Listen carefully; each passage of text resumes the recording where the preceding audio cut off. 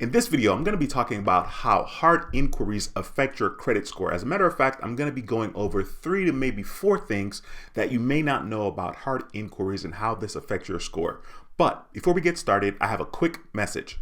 Welcome to another video. If you're new here, my name is Dwayne with How to Build Credit TV, and on this channel, we talk about everything you need to know about credit cards, and how to make money using credit cards. So be sure to subscribe to the channel and click that notification bell so you don't miss a thing.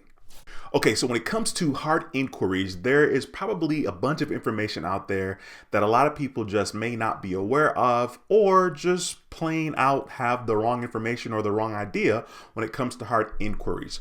Hard inquiries is only 10% of our overall credit score, which if we're talking about an 850 point credit score scale, 10% of 850 is only 85 points.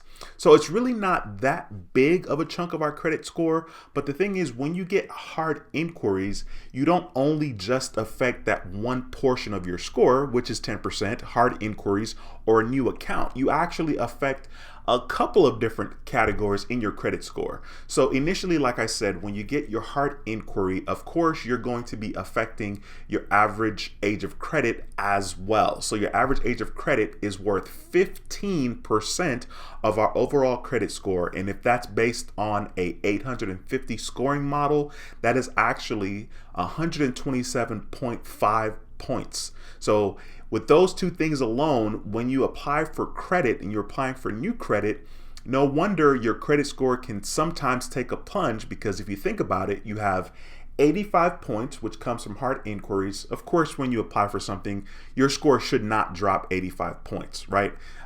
So you have 85 points, and then you have 127.5 points from your average age of credit. So every single time you apply for new credit, whether you're approved or not, you're going to have a hard inquiry. If you are approved, the hard inquiry will be there as well. And then of course, your average age of credit will be affected, because now you're adding new credit or something new to your credit history, and that's going to affect your overall score. So those are two things that's kind of tied together in regards to hard inquiries.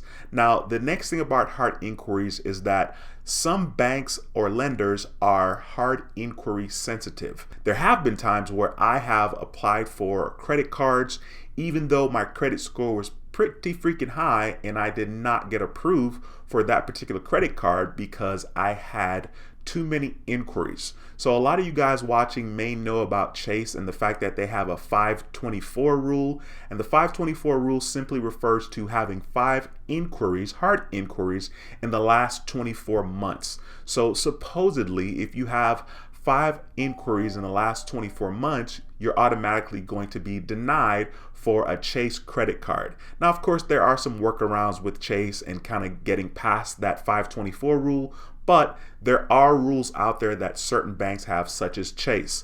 It's probably likely that Barclays also has a similar rule, probably the 624 rule. Now, there's no solid concrete information out there that I can find that will say Barclays has the same type of deal. However, I am talking from my own personal experience, where I had a FICO score, according to Barclays, when they pulled from TransUnion, of my FICO score was 781 at the time, and I was denied for a credit card. So even though your credit score can be really good, you can have awesome credit, if you have a lot of hard inquiries or too many new accounts on your credit profile, you can and will be denied access for that particular credit card. And let me tell you, it is an absolute shame and crime, and my feelings get hurt every single time I'm denied for a credit card.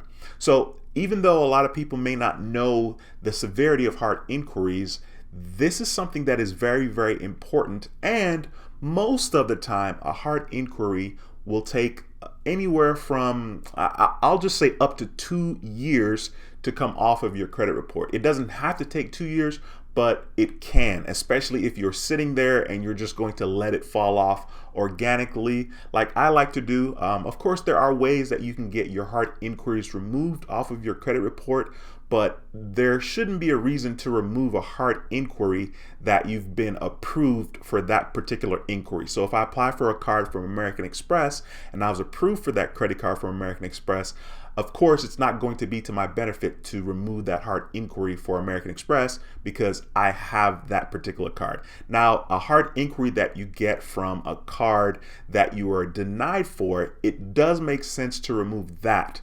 Most of the times it's going to cost you money to have a hard inquiry removed, or if you have some kind of connection out there where you'll get information as to how to dispute a hard inquiry and in return get that hard inquiry removed. Now, I don't necessarily know a lot about this, but I know that it is possible. There are ways to get hard inquiries removed off of your credit report, especially once again if you are not approved for that particular credit card or whatever it is you were trying to get approved for, that your credit was pulled in the first place.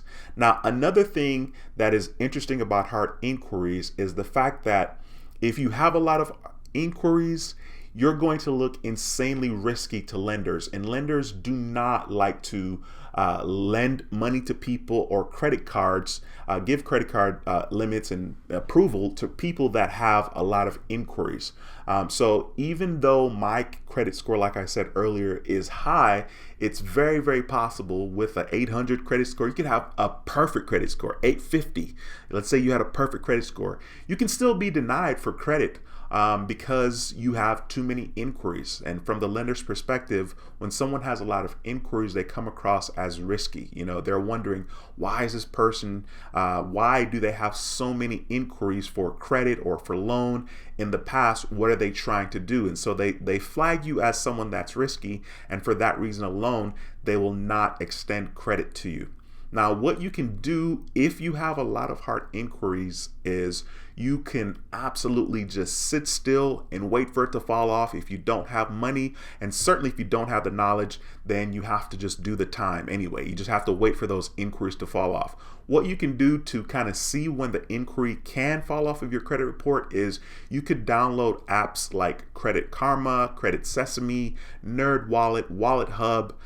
There are a bunch of different apps that you can kind of access your credit score, and you'll be able to see the inquiries that are on your credit, and they'll even tell you an estimation as to when that hard inquiry will fall off of your credit report. So I just wanted to make this video once again to talk about the fact that hard inquiries, they're probably, you know, a little tricky. A lot of people just don't have enough information out there. But once again, when you apply for new credit, your credit score can take a plunge because you're getting the hard inquiry initially, which is once again 10% of your score, which is 85 points. And then if you are approved for that particular credit card that you just applied for, that can affect your average age of credit, which is 15% of your score, which is 127.5 points. So if you take those two categories and you put them all together, that's going to be over 200 points that your score can be affected by simply